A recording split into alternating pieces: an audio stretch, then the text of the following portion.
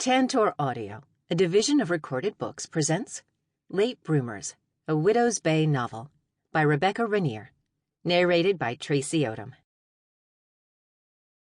Chapter 1. I licked the lipstick off my teeth, smoothed down the back of my hair, and checked to be sure my scarf was neatly tucked into my coat. I also looked behind me to double-check that police vehicles were set up where I expected. Everything was in order. I hit the record button to go live. The countdown ticked. 3, 2, 1. I'd mounted my cell phone on a fancy device that my assignment editor had sent me from the main newsroom. Justin Lamore had explained the reasoning behind his insistence that I incorporate the new equipment into my reporting before he shipped it along. "We want you to go live on our page anytime there is breaking news." "It would seem like you should send me a photographer to help with that." I knew the answer to that question. "No, but DeWitt has authorized me to get you some equipment to make it easier for you to shoot yourself." The souped-up selfie stick arrived as a reward for my coverage of the Yule Days Outhouse Regatta a few weeks ago. "Your coverage was craptastic." Justin Lamore's puns were never-ending about outhouses. "Funny. DeWitt loves your stuff. You're single-handedly boosting our web traffic, and that means money. So you get the Osmo." The thing was supposed to stabilize my cell phone, so it didn't shake all over the place when I went live from the latest calamity in Widow's Bay. It was good to hear the owner of my newspaper, Garrett DeWitt, liked my work.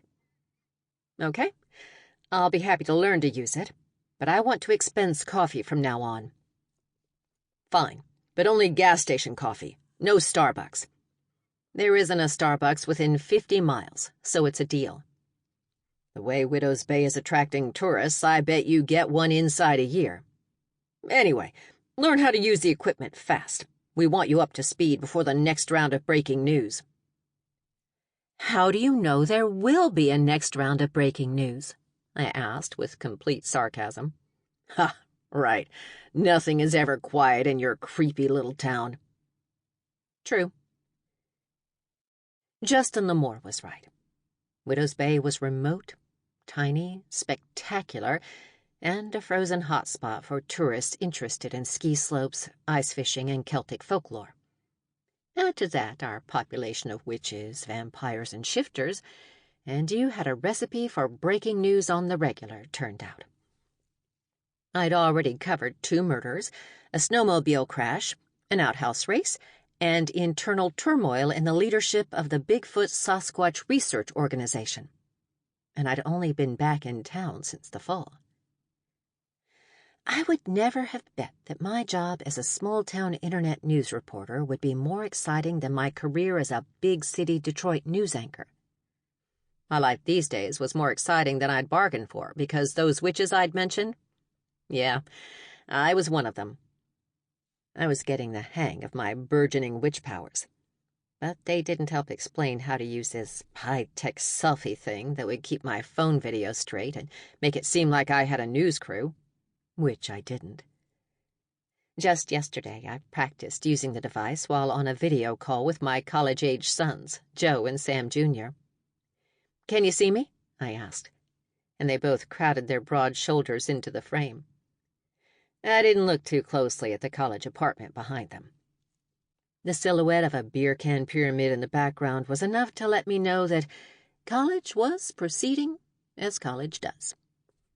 "Yep, Mom." "Geez, is that Grandma's kitchen behind you?" Sam asked me. I brought the family here to the Upper Peninsula on vacation when they were growing up. They learned to water and snow ski, hunt, fish, and hike in the Upper Peninsula at my family's home. My mother was in Florida these days, and so the old Victorian painted lady was now mine. With the help of a hunky werewolf lumberjack contractor, I'd updated the heck out of it.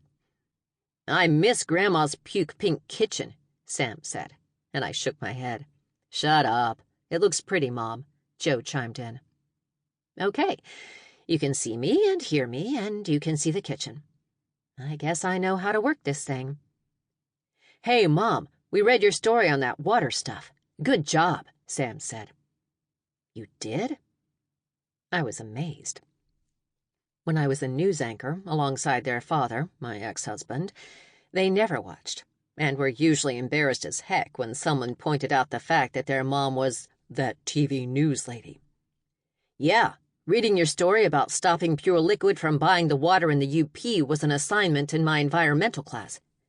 You helped chase the man out of Widow's Bay. Your stories helped save natural resources from the big corporate overlords.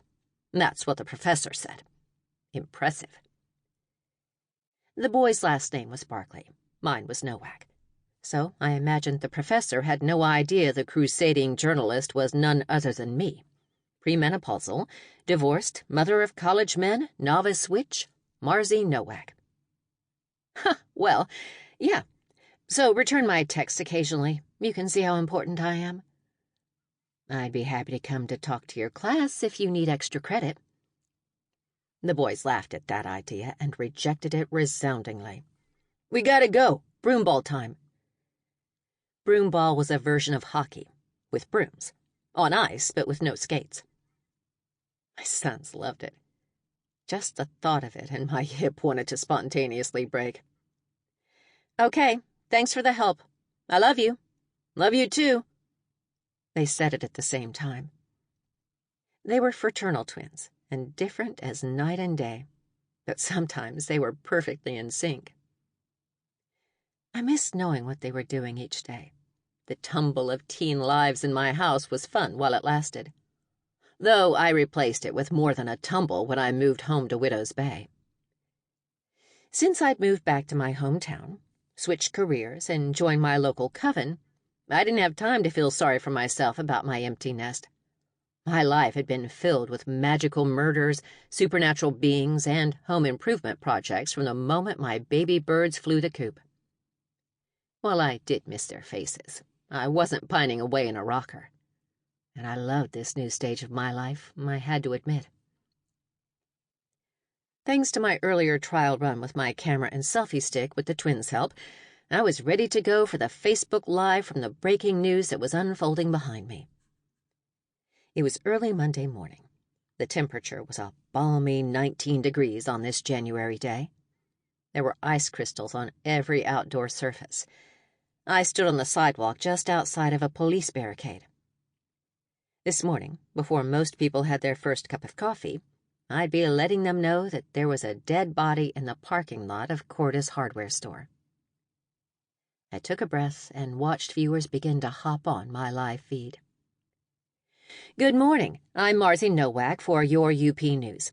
I'm live on the scene of a breaking news situation here in Widow's Bay. I looked down and saw that people were tuning in. I continued with my broadcast. Walter Corda arrives early each weekday to open the store. This morning, before he could get the store unlocked, he noticed something in the parking lot. As you can see, that something is the focus of the police presence here at this hour. I'm going to step aside and let you see what's happening behind me. I pointed the camera toward the police cars. There were 2 patrol units and the police chief's unmarked vehicle. I'm not going to move the camera in any closer because just beyond the bumper of the patrol car is a dead body. I don't have much information at this point. I can tell you it's a male and that Walter Corda called 911 immediately. He's here now to give us some insights. I positioned Walter next to me, and so the early morning light would hit his face. Mr. Corda, can you walk us through what happened this morning? I was here at 5 a.m., like always. I have to get the stove started for Arnie and Lars, or they complain all morning. They get up at 7, but they like to tell me how early I should be in. I'll have you know I get up 3 hours before them at least, even though I have to get up and go to the bathroom 6 times a night. Last night only 5, so that was good. Honestly, that's the real downside of this prostate of mine, having to pee all night. Got it. I needed to get Walter back on track. I pushed him back into the news of the day and away from his aging prostate. But this morning, you got in here, you came to work at your normal time, and you started to open the store, like any other Monday? Yes. Now the parking lot is empty as usual at that time of day. But this morning I saw there was something in the lot, like a trash bag. Now, this one time, Curvy Jarvinen had too much at the frog toe. Parked his truck in my space and slept it off. I thought maybe Kirby had just walked over this time or staggered. Walter added a knowing shake of the head, like everyone in Widow's Bay would understand that Kirby Jarvinen was likely to be 3 sheets to the wind in any story you could tell. Walter continued, on the Kirby Jarvinen storyline. I started to question my decision to do this interview live. And of course, I thought, what an idiot. Kirby's going to freeze to death. Now that Walter Corda was rolling, I just had to let him roll. Eventually, he'd get to the point. I walk over and nudge him on the shoulder to get him up and get him moving. But he was cold. Frozen cold. Icebox cold. Dead cold. I bent down and turned him expecting to see Kirby and not looking forward to calling his sister. And? Though I knew the answer to this. The last thing I wanted to do was ID a dead person on the air before the authorities, so I made sure Walter Corda wasn't going to do it either. I knew ahead of time that the dead body was not Kirby Jarvinen, though at this point his sister probably was having a heart attack if, in fact, she had Facebook. I knew it wasn't Kirby, lying dead, but I didn't prep Walter on avoiding talking about his prostate or naming someone else as the possibly dead body in his parking lot. Nor did I mention that the Facebook livestream didn't care how much he went to the bathroom at night. Life lesson learned there. Better prep would have been a good idea. Never saw him before in my life, but there was a lot of blood, like also frozen, like a popsicle. Just hope they clear out of there soon. I've got to get the store open. Just to be clear for all listening, it wasn't and isn't Kirby Jarvinen. Yeah, total stranger. No idea who's frozen to the parking lot. Thank you, Walter. I slid the camera back to me. Walter put a finger to his brow as a farewell and headed to the store to open. He did have Arnie and Lars coming in any second, as we heard.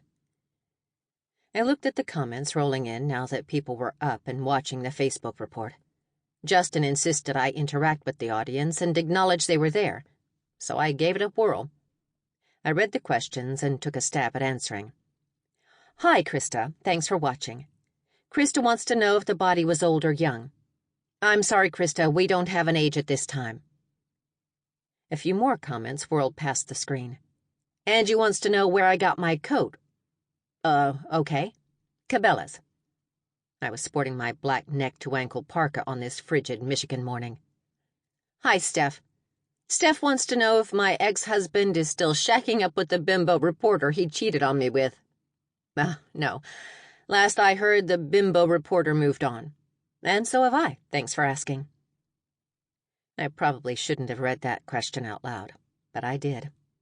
And boom, another reason why I'd been let go from the live anchoring job. My filter for BS was getting thin. Who knew my old Detroit viewers were watching this? But I remember, Justin said this was the way it worked. We had to engage with the viewers and be authentic. So there you have it. I forged ahead with the next question. Marzie Nowak commenting all the way from Florida that I need to wear more lipstick. Sorry, Mom, it is what it is. Does anyone have any more questions about the breaking news? My mother, God love her, was on the same page as Agnes the cat when it came to my wardrobe. This was all going off the rails. I had to pull it back on. I waited a moment and panned the camera toward the scene again. I looked at the comments. Good. We were back on track with the news of the morning and not my lipstick. Casey asks, how'd the body get there? Hooray, a news question. I was done with the peanut gallery. I restated what I knew from the crime scene and what I didn't. That's another thing the police are working on as they continue to process the scene. Here's what we know. The body of a man has been found in the parking lot of the Corda's hardware store. The police are here now beginning their investigation. Though Walter Corda says he saw blood here, it's unclear what happened, whether this is foul play or some sort of accident. I'll be here all morning and bring you the complete story on yourupnews.com. Marzie Nowak reporting live. I walked up to the camera and attempted to end the live feed. I was pretty sure that the end of my broadcast would be a tight shot right up one of my nostrils. But that's what they got if they didn't send me a photographer. All in all, I did okay, I thought, reporting breaking news with my new fancy selfie stick and fielding random comments about my ex-husband. I turned my focus to the work the police were doing. They were taking pictures, pointing, talking to each other, and walking around the body, which was now covered in a tarp. Byron Duluth, my main police contact, bent down and picked up various tiny things from the icy parking lot and deposited them in evidence bags. The last question from the viewers was the best question. How did the body get here? There were no abandoned vehicles around the parking perimeter, and though Widow's Bay was socked in now with several feet of snowpack, there was no fresh snow. Last night was cold, but there was no new accumulation. The blacktop of Cordes parking lot was clear and track-free. If it was a murder, did it happen here or somewhere else? Who in their right mind would dump a body in the parking lot of the hardware store? I had a million questions for the police. I'd have to wait it out because, from the looks of it, the police were going to be in the parking lot for quite a while. The parking lot backed up to the back of Maggie's diner. There were trucks parked there, even at this early hour. Truckers slept in the spots before heading back out on the road. I wondered if they'd seen anything. I suppose Loof would be handling that angle. I waited until Loof was free for an interview. I suspected that at this point he wouldn't have anything that I didn't already know from Walter Corder or my own two eyes. But at least it would be the official story. I waited as my toes froze, one piggy at a time, until it looked like Duluth had a minute for me. His first comment was straight-up gross. "I'll tell you one thing, Marzie. He smelled way worse than you'd expect for January." "What?" Byron had let me closer to his crime scene while they waited for the coroner van to arrive to transport the victim to the crime lab. "Well, July you expect things to be, ripe. But in January, no. It's like keeping meat in a freezer. But this guy, phew." I winced at the comparison. Nice. I couldn't report that little tidbit. No one wanted to know that. Byron Duluth didn't know how the body got to the parking lot any more than I did. He lifted the police tarp and let me look at the victim. "His license was on him, so that will help. I can tell you he isn't a resident of Widow's Bay, but we're not releasing the name until we get the notifications out. But I can confirm we suspect this wasn't natural causes." "You think?" I said. My sarcasm coming to the surface during times like this wasn't always the best thing, but there it was. I stared at the man. He looked to be in his late 40s and had a mustache, which was dusted with frost. There was a gash on his forehead, and I saw the frozen blood Walter had described. The man wore an old parka, jeans, work boots, and now a permanent grimace on his face. Maybe it was a mugging gone terribly wrong? "Maybe," Duluth answered. The last two murder victims in the murder capital of the UP, Widow's Bay, had been locals. There was at least a beginning of a trail to figure out how they died. But this time, a stranger had breathed his last in Widow's Bay, and I suspected that was going to make Luke's job that much harder. Regnier and Graham arrived. I just recently learned their names. They work for Chippewa County, picking up bodies and taking them where they were supposed to go, mostly the funeral home. Sometimes lately the coroner's office. Their White County van really was the grim Uber. Regnier and Graham looked like the Abbott and Costello of county employees, but as comical as they looked, they were efficient and pleasant, and knew exactly how to do their jobs as cadaver taxi drivers. "Hi, fellas," I said, and they nodded politely in my direction. "Love the story on the Uperlite rocks," Regnier said, and I smiled back at him. "We're going this weekend on the Uperlite tour." Graham filled the information in. The glowing rocks had popped up all over the lakeshore. I'd one in my glove compartment right now. My vampire friends said that the rocks could help ensure I wasn't vampire food. And Brûlé called them Cloch Derach, which was some sort of protection token in Celtic folklore that was more real to me every day. Brule had explained that glowing rocks appeared after the gate was opened to the supernaturals. Once the population of magical types was on the way up, the rocks started glowing. The gate had been closed most of my life, so the rocks were a new feature of the local scenery. My town was weird, but not overrun with shifters or vamps when I was a kid. But that had changed, and it was still changing, so fast it felt like whiplash sometimes. I did know that a clock derach, or a Uperlite, had stopped a vampire bent on biting me, at least once. "My girlfriend has started to make jewelry out of the Uperlites," Graham said to me as they prepared to move the body. Jewelry that warded off bad guys seemed like a good idea about now.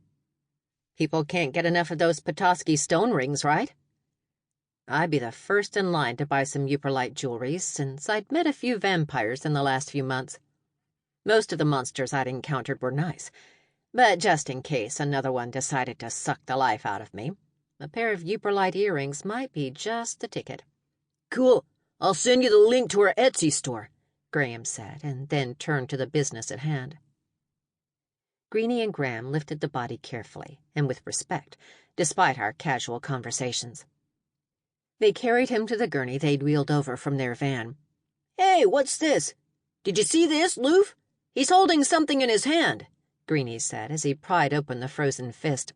"Well, that's a first," Graham said as he looked at what he found in the palm.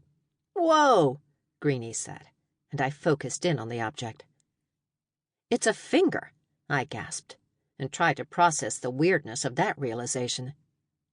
Not only was it a finger, but it was also a hairy finger at that, perfectly preserved, I suspected, by the cold temperatures. Loof walked forward and took a closer look. He quickly produced a Ziploc bag, and Greenie dropped the frozen digit into it. "Looks like he has all 10, Graham said. He'd clearly done a quick inventory. The guy has someone else's finger in his hand? My mouth turned down. I was somewhat grossed out by this development. Loof turned to me and put a hand on my shoulder. "Marzie, can you hold off on reporting about the finger? It could be an important clue that perhaps only the perpetrators would know about. We might need to keep this in our back pocket. Well, not literally, but you understand." "I do. I won't report it for now. But Loof, it means your perpetrator has 9 fingers. You can call local emergency rooms. That would stick out. I mean, that's something, right?" "Yeah, it could point us in the right direction." Loof lifted the bag and wagged his eyebrows. Oh, man, not funny. I had a slightly sick feeling in my stomach. "Yeah, thumbs down on that, Loof," Greenie said, and they all laughed as they loaded the body. I was a grizzled reporter, but not quite that grizzled. The scene was just about cleared. I looked around one more time. Maybe something would stand out. Perhaps a clue would present itself if I looked harder. None of those things happened, and my toes were beginning to ache from the cold. I wiggled them and realized I'd been outside for nearly 2 hours. It was time to try to warm up if I didn't want to lose one of my digits. I got in my Jeep and let the heat thaw me a bit. I got out my laptop and started typing a basic story about everything I'd learned this morning. I filed the report for your UP News website. As requested, I left out the weird discovery. That was a courtesy to the investigators. If there was something that could help them solve a murder, who was I to ruin that? But I wouldn't hold it back forever. Someone with 9 fingers might have been the last to see the man alive, and someone with 9 fingers might very well be a murderer. Chapter 2. Of all the ridiculous things, this one is the most ridiculous. And honestly, we needed to learn this in August when it wasn't cold as a witch's, I said, but my profanity was cut off by an eager-to-learn Pauline. Stop! Don't say it! And anyway, mine are toasty. No need to be derogatory, Pauline said. And we all giggled a bit at that and sipped a little from a flask that Tatum had provided for the occasion. Georgianne, Pauline, Tatum, Fawn, and I were about to literally be crash test dummies. We had gathered out at the former Earl McGowan's farm field. It was remote enough that no one would see our currently futile attempts at going aloft. It was essentially Tatum's property, since her son Zach, who was the heir to the land, was away at college, like mine. Georgianne was now nervously astride an actual broom. "I just hope veterinary first aid transfers to people when one of us falls off," Tatum said. It was my chief concern as well, crashing and dying. "You're assuming that this is even possible," I said. I'd seen a lot of things since I'd moved to Widow's Bay, but flying on household cleaning tools had to take the cake. It was dusk, and that meant only 5 p.m. this time of year in the Upper Peninsula. It was also so cold that the air hurt when you inhaled. Georgianne had volunteered to try to learn to fly first. There were only 5 of us, the younger contingent of witches of our larger coven who'd agreed to this craziness. The mayoral election was less than 2 days away, so Candy, who'd usually be in our gang of 6, was all campaign all the time at this point. But Aunt Dorothy was there, and she was in fine form. My Aunt Dorothy had set herself up in an igloo soccer mom contraption and had enchanted a tree stump to provide warmth. It glowed as she instructed us on the more delicate points of broomstick riding. I wish to heck I'd known that little tree stump heater spell when my sons were playing football. "I want you ladies to be polished before you introduce it to the rest of the coven. Confidence is the most important component in mastering this skill. Most magic, really," Aunt Dorothy said. Learning to fly was a high-interest agenda item for our new coven, and Dorothy expected us to teach everyone else. "And maybe navigation," Fawn said to me, but I tried not to laugh. There was a potential medical emergency in the making here. "Polished? I feel ridiculous. Marzie, trade with me." Georgianne pleaded with me, and I shook my head. I was a doubting Thomas in the best of circumstances, much less this one that had disaster written all over it. "Oh, give it here. I just got my TRX certification. How different can it be?" Pauline chimed in. And it was true. Her latest fitness classes had us careening around on bungee cords in her workout studio. Georgie didn't have to be asked twice to relinquish the broom. She gave Pauline the handle with a look of incredible relief. She brushed her red curls away from her forehead and put her hands out to warm them near Aunt Dorothy's glowing stump. Aunt Dorothy shifted the focus of her instruction to Pauline. "Now, let the bristle end set lightly on the ground and grip the top of it like a baseball bat, fist on top of fist." Dorothy demonstrated with her own wrinkled hands. "You've got your first aid kit?" I asked Fawn under my breath, and she nodded. I shared Tatum's hope that first aid for people was similar to Fawn's canine and feline patients. "More importantly, I've got this."